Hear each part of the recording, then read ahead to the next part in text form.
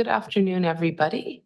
I'd like to welcome everybody to the May 7th Water Committee meeting. And to start, I'd like to respectfully acknowledge that we are meeting today on the traditional unceded territory of the Comox First Nation. I think we have most directors in the room. We do have Director Wells online. And we'll go to the first item, which is the resolution status report. I'll turn it over. I don't think we need, do we need any discussion by staff or just turn it over? Thank you. Okay, moved and seconded. Any questions or discussion? Seeing none, that's carried. And the next item is the Comox Valley Water Management Advisory Committee minutes. Okay, moved and seconded by Hillian and Kerr.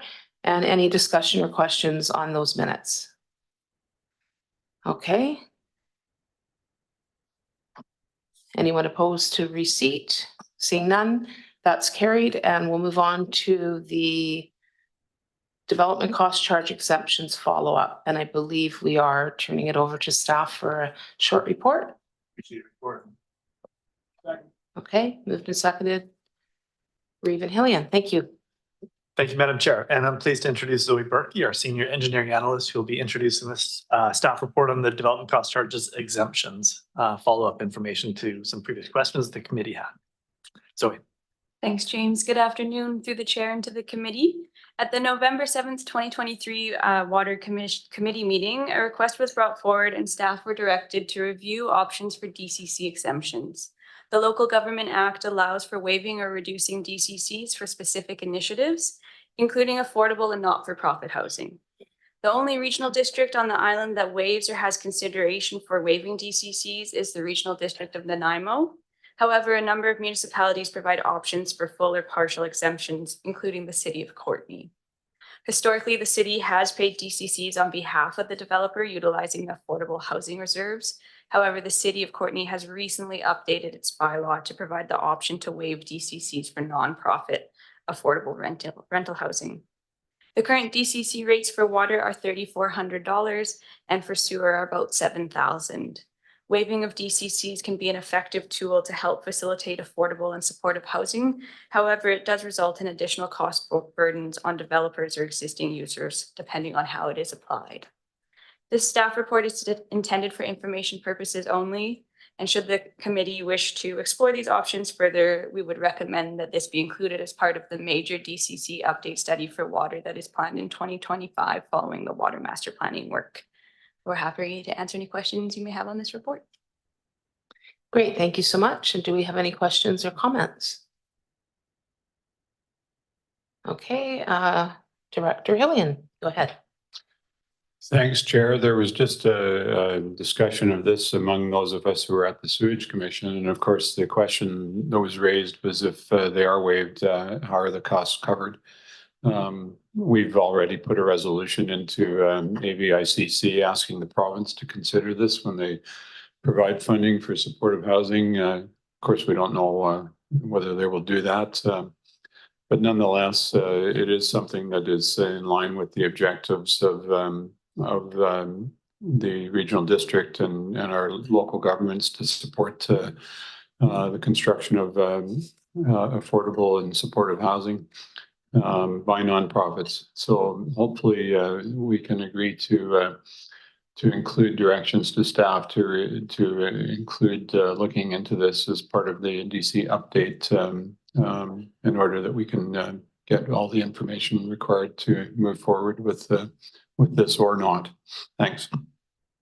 Great, thank you. And Director Grant. Yeah, thank you. Yeah, so we're not talking about an insignificant sum of money. And I think that we need to really strongly advocate to the province to pick up this tab for people. If this is in fact what they want us to be doing, which it sounds like it is, then they have to get a little more to the table and help us out with this kind of stuff. You know, I just talked to staff during the break there. And so on a 50-unit affordable housing complex, we're looking at $525,000. It's not insignificant. And if our taxpayers end up having to pick up that tab, then that just increases your taxes. If it goes to other developers who have to make up the difference now, then you're just making housing more unaffordable as you do it. So I think advocating with the province is and just really being strong on it so that they get to it.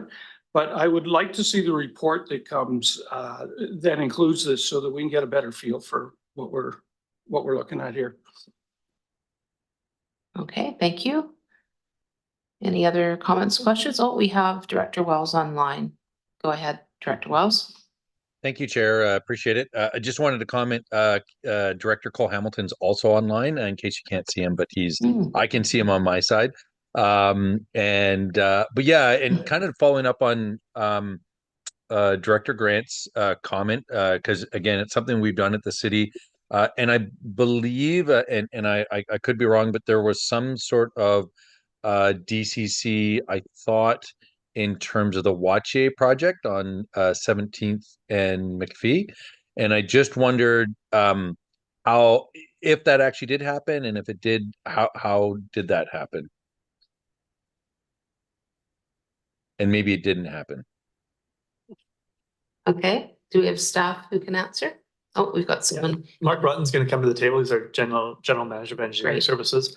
Thank you. My understanding of this report, the DCC exemptions report and analysis, stems from that request from Wache, but certainly, Mark, there's probably some more background to that as well. Oh. Thank you. Yeah, thanks through the CEO and through the chair. So that we did discuss the YJ project a few times last year, and the committee and the board, I think, considered whether to waive DCCs or not. These would be the regional district DCCs, and they didn't waive them at that time. But that is what spurred this additional work.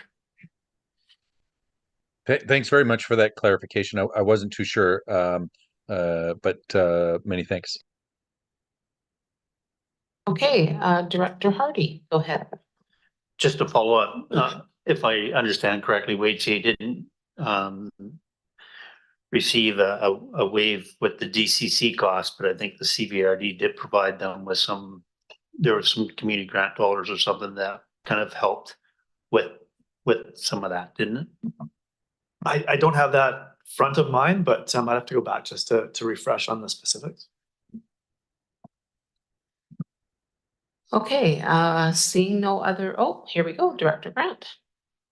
Yeah, we had an affordable housing project on Balmoral and Comox. I think it was about 50 units when it went in. They phoned at the last minute going, who's going to pay the DCCs? We didn't know we had to pay. And of course, we don't have any policy or any money to pay.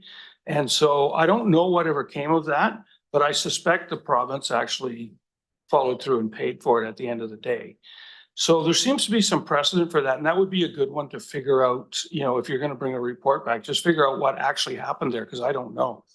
But I know we didn't pay, and I don't think they did. So I don't know where the money came from.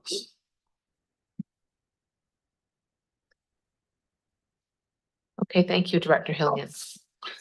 Thanks, Chair. Again, hearkening back to the discussion at Sewage Commission, I think it was Director Hardy who was emphasizing the importance of following through with the province on this, and our CAO did, excuse me, advise that our advocacy strategy is being pursued, and there will be a request. Excuse me again. For a meeting with MLAs before UBCM, and I think it's a good time to emphasize that this is an issue. It must be an issue in other communities as well. And the question of how local communities cover these costs, I think is a valid one for government to consider when they're the main funder of the project. So I hope that through our advocacy work, we can continue to raise this issue. Thanks. Okay, oh, we have Director Cole Hamilton, go ahead. Online. Thank you, Chair. And again, harkening back to the previous discussion, because we went through the same staff report at Sewer, there was a request to staff to bring back information as to just exactly how many not-for-profits have constructed housing over the last 4 years. I think the The thinking was that it's probably a fairly small number in relation to the whole, but it would be useful to have that information when it comes back. So if that could be just noted I know there's no resolution required here, but this is just a bit of guidance for staff. Does staff feel that's within order without a resolution? I'm assuming you had a resolution at the last meeting, did you? Okay. We did, we had in the options in the staff report, the couple of options mentioned there, the sewage commission previously did approve the one option there to direct staff to review and include this analysis and the update to the DCC. So I think we would look for a similar resolution if that is the intent of the water committee. Okay. Yeah, so it sounds like we would need a separate resolution for this committee. I'm not sure if anyone's interested in doing that or not. Yeah, let's, anyone opposed to receipt? Seeing none. Oh, Director Wells, are you opposed to receipt? No, I was just gonna move that motion, but Okay. in favor of the Go receipt ahead. first. Well, I just we're good with the receipt. Yeah, it looks like we've dispensed with it. Awesome. Thanks. And I would move that motion as articulated there. Okay, so this would be the same, similar motion to the sewage commission. Right, okay. And are staff clear on that? I was watching the sewage commission via the Zooms or YouTubes, I guess, but is that clear enough for staff? Yep, there it is. So the motion is direct staff to review and include waiving or reduction of DCCs as part of the DCC update study and bylaw amendments planned for after completion of the water master plan in 2025. So that means that this wouldn't come back to us until 2025. Is that correct? Is that what was passed in the sewage as well? So Okay. do you want to speak to the timing and process? There is a difference here between the two. Sorry, I guess we need a seconder for that motion. Thank you. Oh, I'm sorry. Thank you. Go ahead. Yeah, a little different timing between sewer and water. So we're planning a sewer DCC update this year as we've kind of got more of that planning work underway. And then the water DCC update is planned for following the water master plan, which isn't anticipated till later this year. So the DCC update for water would be in 2025 and this analysis would be part of that. Okay, thanks so much. Okay, I don't see any other comments or questions. So all those in favor of the motion? Anyone opposed? Seeing none, that's carried. Thank you. And the next item is the Comox Valley Water Supply System Consumption Report. Moved and seconded, Grant and Hillian. Any comments or questions about the report? Sorry, Madam Chair. I do see Mike Hirschmiller, our manager of water services, online. And Mike, I'm not sure if you had any specific notes to make on this report or just available for questions. Yeah, available for, thanks, James, through the chair. If any questions, if they are there, but also just to let you know that the report, it's looking a little bit different now. And apologies, we kind of had some miscommunication here, but we are coming up with a report that's going through the advisory group first, just with some more detail on it. So there's a little more information that you can use to compare daily averages versus the previous month and the previous month, or the previous year, same month. And another thing we're going to be discussing in these reports is the peaking factor, and that's essentially just we're taking a base rate, which is using November, December, January, February, March of the previous year. Those are historically very low water usage months. And we're going to use that as kind of a base, and then we're going to build our peaking factor off that. And what that'll help us understand is just certain days, our peak day in the summer and whatnot, and just kind of how much that is over our average. So that'll be going to the next advisory group, and then you will see it at the June water committee meeting. Great, thank you, Mike. We have Director Hillian. Thanks, Chair. I'm just going to take advantage of Mike being here.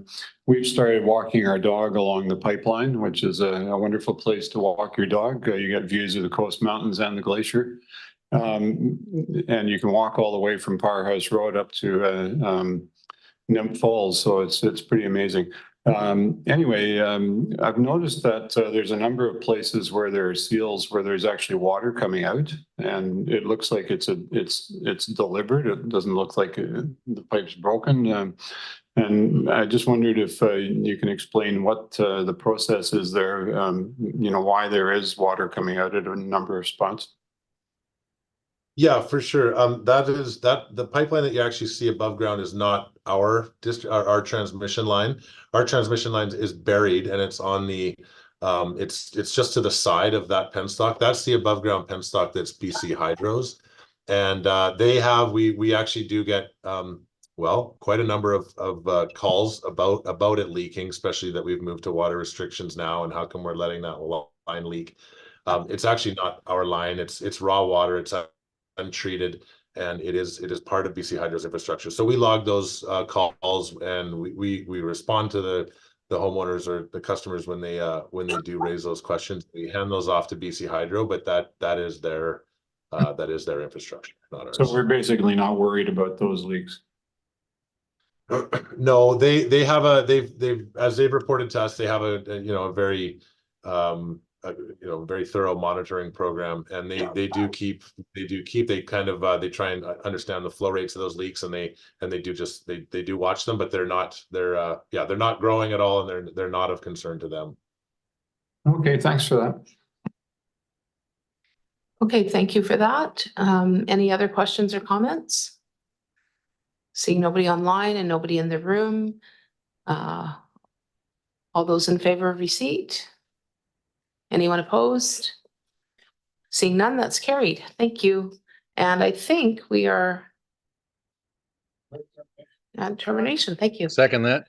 Okay, and we are finished. Thank you.